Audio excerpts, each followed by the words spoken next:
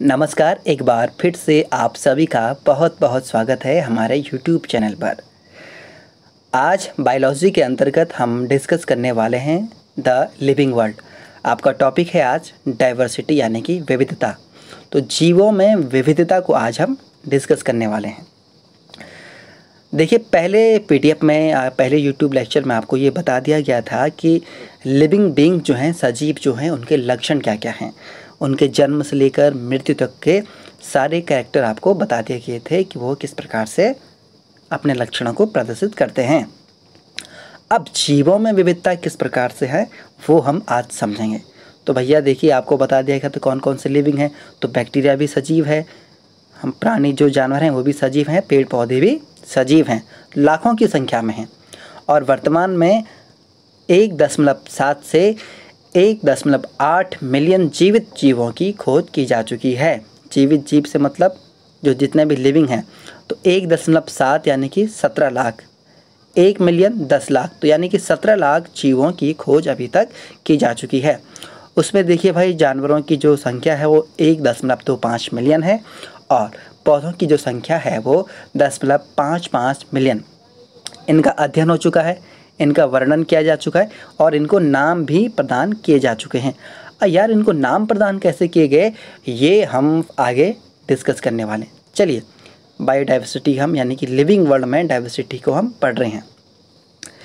अब देखिए यार, कितनी डाइवर्सिटी है, कितने फाइलम हमारे पास हैं, ये हम आगे पढ़ेंगे। लेकिन आप थोड़ा समझिए इस स्लाइड में कि देखिए, मैंने यहाँ पे तितली बनाई हुई हैं।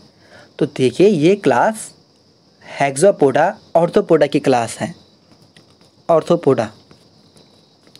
ऑर्थोपोडा भाई सबसे बड़ा फाइलम है नॉन कॉर्डेट, यानी कि पूरे प्राणी जगत का सबसे बड़ा फाइलम आपका ऑर्थोपोडा है। इवन नॉन कॉर्डेट हैं। नॉन कॉर्डेट का मतलब अकशेरुकी हैं। कॉर्डेट नॉन कॉर्डेट आपने सुना होगा, नहीं सुना है तो कोई बात नहीं, आगे हम आपको पढ़ाने वाले हैं। ठीक, तो भैया देखिए, इंसेक्टा जो है सबसे बड़ा फाइलम है और इनकी खासियत क्या है, ये हेक्सोपोडा हैं। हेक्सो का मतलब 6, हेक्सा का मतलब होता है 6, तो 6 टांगों वाले, यानी कि 3 जोड़ी इनकी टांगें, तो 3 दूनी 6 टांगों वाले हैं। दूसरा, उड़ सकते हैं। ये तितली देख रहे हैं आप, क्यों उड़ती है भाई तितलियाँ? ये उड़ सकते हैं क्योंकि ये एक सुगर का प्रयोग करते हैं। उस सुगर को कहते हैं हम ट्रैलोज। ठीक, ये ट्रैलोज शुगर का प्रयोग करते हैं और ये ट्रैलोज जो शुगर है ये इनको किस में मदद करती है, ये थकने नहीं देती है, फटीक नहीं बनता उसमें। ठीक, तो ये शुगर इसलिए इनको हेल्प करती है और ये मात्र एक ऐसा क्लास है, ऐसा फाइलम है जिसके जीव उड़ते हैं। किसमें? नॉन कॉर्डेट का फाइलम है। ठीक, इससे संबंधित जो अध्ययन है बच्चा, उसे कहा जाता है कीट विज्ञान यानी कि एंटोमोलॉजी।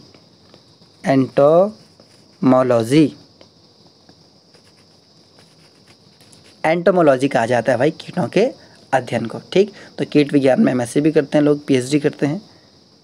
ठीक है, तो भैया हर साल जो है लगभग 15,000 जीवों की खोज होती है।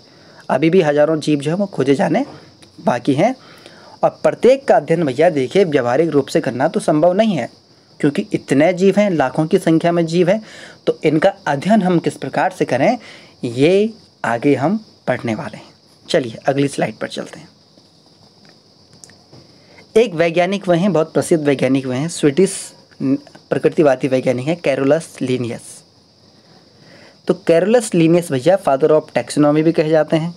ठीक है, Carolus Linnaeus father of taxonomy.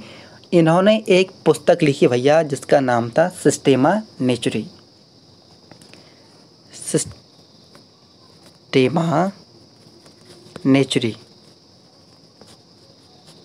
सिस्टेमा नेचुरी नामक पुस्तक इन्होंने लिखी और लगभग जानवरों की इसमें 4,326 प्रजातियों का इन्होंने इसमें वर्णन किया। किन्होंने? कैरोलस लिनियस ने पुस्तक लिखी सिस्टेमा नेचुरी और उसमें 4,326 एनिमल की स्पीसीज़ का उन्होंने वर्णन किया। फादर ऑफ टैक्सोनॉमी भी ये कहे जाते हैं। और भी वैज्ञानिक हैं जिन्होंने कहा कि भैया हम कैसे क्लासिफाइड करें जीवों को। ठीक है, तो आमतौर पर जो है वर्गीकरण, सिस्टमैटिक्स और टैक्सोनॉमी, क्लासिफिकेशन, सिस्टमैटिक और टैक्सोनॉमी जो है ये परस्पर विनिमय होता है। ऐसा माना जाता था कि सब एक दूसरे से कोरिलेटिव हैं। ठीक, लेकिन एक वैज्ञानिक आते हैं सिम्पसन। तो सिम्पसन कहते हैं कि यार नहीं, ये तीनों चीज़ें अलग अलग हैं। आपका क्लासिफिकेशन यानी कि वर्गीकरण, सिस्टमैटिक और टैक्सोनॉमी, ये तीनों जो हैं इनका कोई परस्पर संबंध नहीं है, ये तीनों के तीनों अलग हैं। वो इस प्रकार से अपनी धारणा को बनाते हैं और उन्होंने कहा कि इसे अलग अलग क्षेत्रों से हम संबंधित कर सकते हैं। तो सिम्पसन नामक वैज्ञानिक ने ऐसा कहा। भाई क्या कहा उन्होंने? वो क्या कहते हैं? वे कहते हैं कि जीवों की विविधता और उसे सभी तुलनात्मक और विकासवादी संबंधों पर आधारित अध्ययन है। क्या? वर्गीकरण को परिभाषित करते हुए वे कह रहे हैं कि सभी जीवों की विविधता, जितने भी अलग अलग जीव हैं उन सभी का तुलनात्मक यानी कि कंपैरेटिव स्टडी करेंगे हम उनके जो विकासवादी समझ यानी कि इवोल्यूशनरी पैटर्न जो उनके हैं, इवोल्यूशनरी जो उनकी हिस्ट्री है उसके आधार पर हम इसका अध्ययन करते हैं। अब कैसे करते हैं ये मैंने आपको यहाँ पे लिख के बताया कि कैसे हम माना। यार मैंने आपके सामने बहुत सारे जीव रख दिए, अलग अलग फाइलम के रख दिए, ऑर्थोपोडा के रख दिए, निडेरिया के रख दिए और प्लेटीहेल्मिन्थीज, एस्कीहेल्मिन्थीज, ये सब मैंने आपके सामने रख दिए। अब आप इनको कैसे पहचानेंगे? तो इन्होंने कहा कि भाई देखिए, सिस्टमैटिक वर्गीकरण यानी कि क्लासिफिकेशन जो है वो हम किस प्रकार से करेंगे। तो इन्होंने कहा कि पहला हम उसकी एनाटॉमी देखेंगे। एनाटॉमी का मतलब शरीर की रचना। ठीक, अब देखिए आप शरीर की रचना आप किस प्रकार से देखेंगे। जैसे आपके सामने रख दिए बाल वाले एनिमल्स, वो वार्म ब्लड गर्म खून वाले हैं, दूध देने वाले हैं, तो आपने कहा कि यार ये तो मैमल्स के लक्षण हैं। तो आपने उनकी एनाटॉमी देखी, आपने कहा कि जैसे जैसे जानवर ये बाल वाले दिख रहे हैं, दूध वाले दिख रहे हैं, गर्म खून वाले दिख रहे हैं, तो इसको हम मैमल्स में रख देते हैं। ठीक, एक शरीर की बाह्याकार की आपने देख ली। दूसरा आपने देखा उसकी फिजियोलॉजी यानी कि उसकी शरीर क्रिया विज्ञान जो है वो आपने देखा। कैसे देखा? आपने कहा कि यार इसमें पाचन तंत्र भी है, उसकी स्टडी करेंगे ना आप, उसमें उत्सर्जन तंत्र भी है। ठीक, पाचन तंत्र है, उत्सर्जन तंत्र है, श्वसन तंत्र भी है और उन सब में है।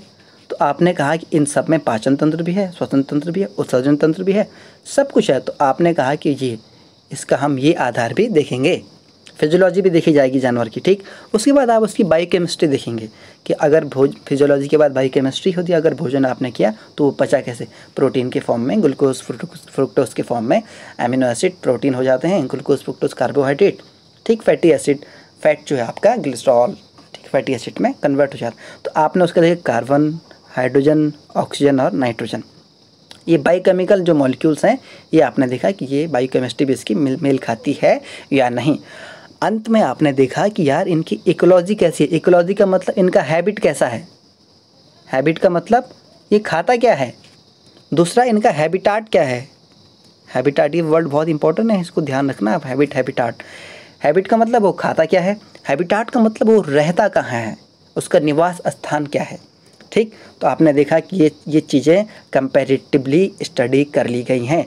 इकोलॉजी यानी कि पारिस्थितिकी, बायोकेमिस्ट्री जीव रसायन, फिजियोलॉजी यानी कि शरीर क्रिया विज्ञान और एनाटॉमी यानी कि शरीर की बाहर की रचना। तो ये सब चीज़ें सिम्पसन ने कहा कि इनका कंपैरेटिव स्टडी करके हम जीवों को वर्गीकृत कर सकते हैं। समझ में आ गया? आई होप आपको समझ में आ गया हो। आगे की स्लाइड पर चलते हैं। ये शास्त्रीय आदेश तो रहते हैं ना भैया, अब ये हिंदी मीनिंग बहुत कठिन है। क्लासिफिकेशन ऑर्डर देखना आप, ठीक है।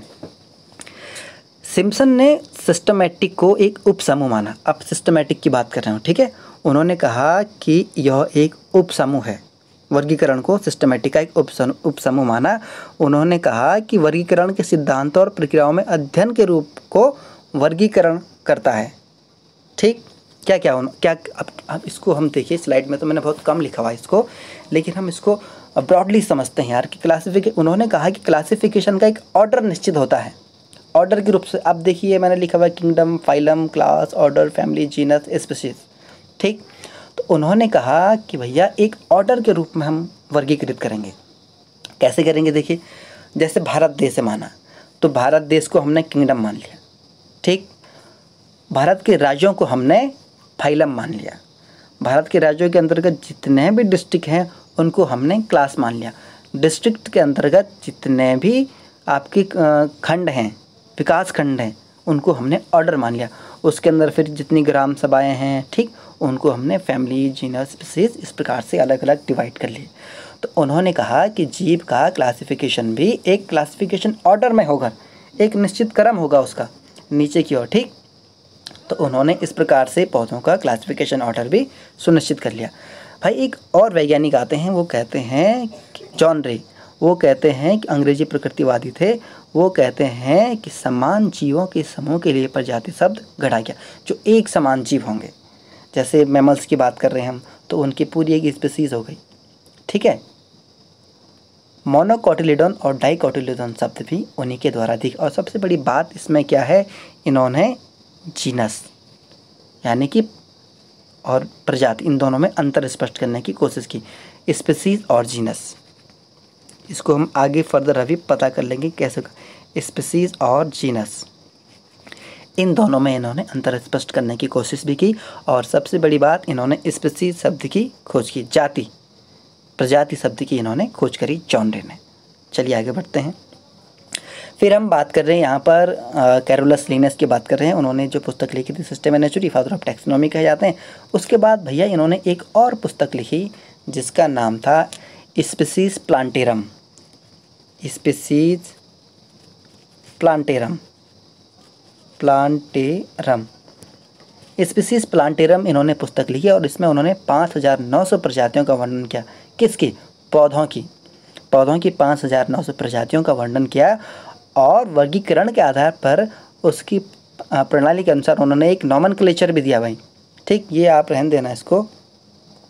उन्होंने एक प्रणाली दी बायोनॉमियल नॉमेनक्लेचर, यानी कि द्विनाम पद्धति, ठीक। उन्होंने कहा कि जो पौधे हैं और जो जानवर हैं उनको भैया अलग अलग नामों से हम डिफ्रेंशिएट करने की कोशिश करते हैं। तो एक उन्होंने क्या किया, जीनस, और दूसरा स्पीसीज, जाति और वंश। जाति और वंश में उन्होंने जानवरों और पेड़ पौधों को अलग अलग करने की कोशिश की, जैसे उन्होंने बायोनॉमियल नॉमेनक्लेचर दिया। यार बायोनॉमियल नॉमेनक्लेचर आप समझे, मैं आपको एक पीडीएफ भी उपलब्ध करवा दूंगा बायोनॉमियल का कि है क्या। अब देखिए द्विनाम पद्धति है क्या। द्विनाम पद्धति यार जैसे भारत में देखिए अलग अलग नामों से पेड़ पौधों या जानवरों को जाना जाता है, ठीक। जैसे हम गौरैया है, घेनुड़ी है, ठीक, उसको इंग्लैंड में पर्डल बोला जाता है, भारत में गौरैया बोला जाता है, लेकिन उसका वैज्ञानिक नाम कुछ अलग रखा गया, ठीक। जैसे कंडाली है, तो कंडाली को इंग्लैंड में थोड़ी कंडाली कहते होंगे, हम कहते हैं ना उसे कंडाली। तो उन्होंने कहा कि यार जैसे आलू है, तो आलू को भी कहीं यहाँ आलू बोलते हैं, कोई अल्लू बोलता है, कोई पोटैटो कहते हैं, है ना, इंग्लिश में पोटैटो कहते हैं। तो उसका जो वैज्ञानिक नाम है वो सोलेनम ट्यूबरोसम रखा। तो सोलेनम ट्यूबरोसम, इसको फर्दर आगे बताऊँगा मैं आपको अभी। तो उन्होंने इसके नाम में एक रूपता लाने के लिए उन्होंने कहा कि अलग अलग जगहों पर भैया हम अलग अलग नाम नहीं रख सकते हैं, तो इस नाम में एक रूपता लाने के लिए उन्होंने बायोनॉमियल नॉमेनक्लेचर दिया। अभी आगे हम आपको समझा देंगे, ठीक। चलिए, ये वर्गीकरण बता रहे हैं हम आपको, लेकिन यहाँ पर एक शब्द आता है भैया क्लैडिस्टिक्स। अब क्लैडिस्टिक्स क्या है ये थोड़ा समझिए, अब ये बहुत इंपॉर्टेंट चीज़ है भाई। जो नामकरण की पद्धति है उससे थोड़ा देखिए हटके चीज़ है ये, कि कैसे हम जीवों का नामकरण कर सकते हैं।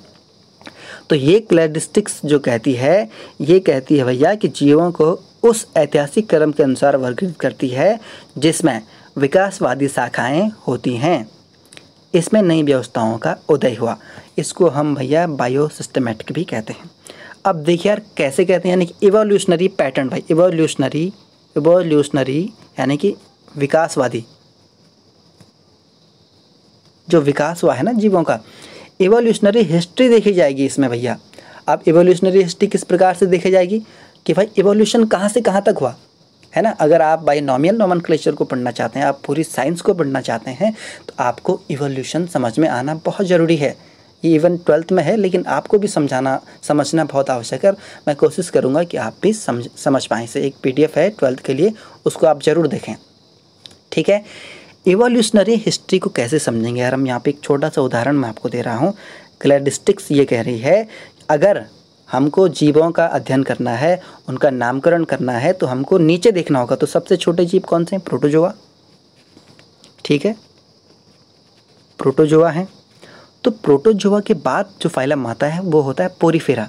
तो प्रोटोजोआ जो कॉलोनियल स्पंजस बने, उनसे भाई पोरीफेरा बन गए, ठीक। जो कॉलोनी वाली प्रोटोजोआ थे ना, उनसे पोरीफेरा बन गए। पोरीफेरा मतलब उनके पोर होंगे बॉडी पर, स्पंजेस होंगे, स्पंज नहीं होते जैसे गुदगुदे, स्पंजेस होंगे, उनके शरीर के ऊपर सेल होगा, ठीक। फिर पोरीफेरा के बाद दूसरा फाइलम क्या आता है, निडेरिया। निडेरिया के बाद क्या आता है, प्लेटीहेल्मिन्थेस। उसके बाद क्या आता है, एस्कीहेल्मिन्थेस। तो इस प्रकार से आगे उस नॉन कॉर्डेट पर जाते जाते इकाइनोडर्म्स, ठीक है, फिर हेमिकॉर्डेटा, फिर उसके बाद कॉर्डेट शुरू हो जाता है। कॉर्डेट के बाद आगे आगे चलते हैं आप मैमल्स, रेप्टाइल्स, एवीज, अलग अलग स्पीसीज़ बनी ना, तो फर्दर जो ह्यूमन मैमल्स बने लास्ट में, तो वो इवोल्यूशनरी हिस्ट्री है। अब देखिए आप, ये कहता है कि नामकरण के लिए इवोल्यूशनरी हिस्ट्री देखना बहुत ज़रूरी है। उनके बीच की कनेक्टिंग लिंक कौन कौन सी हैं। अब देखिए इन दोनों के बीच की कनेक्टिंग लिंक है भैया प्रोटीरोस्पोंजिया, प्रोटीरियोस्पोंजिया, स्पोंजिया, ठीक। तो प्रोटीरियोस्पोंजिया किस किस के, बहुत ध्यान से देखना, इसको पूछा जाता है ये क्वेश्चन कि प्रोटीरियोस्पोंजिया किस किस के बीच की संयोजी कड़ी है। संयोजी कड़ी का मतलब जो दो चीज़ों को जोड़ता है, जैसे वायरस सजीव और निर्जीव के बीच की कड़ी है, वैसे ही प्रोटीरियोस्पोंजिया आपकी संघ पोरीफेरा और प्रोटोजोआ के बीच की कड़ी है। तो इन्होंने ये बात कही कि भैया कनेक्टिव लिंक भी देखी जाएंगी, ठीक है, उसकी इवोल्यूशनरी हिस्ट्री देखी जाएंगी। फिर एक आता है मिसिंग लिंक। मिसिंग लिंक, यार मिसिंग लिंक क्या होता है कि कोई चीज़ है जो विलुप्त हो गई, अब ठीक, ख़त्म हो गई, वो मिसिंग लिंक हो उन दोनों के बीच का। तो यार एक मिसिंग लिंक, आप आर्कियोप्टेरिस का नाम सुना हुआ है, आर्कियोप्टेरिस।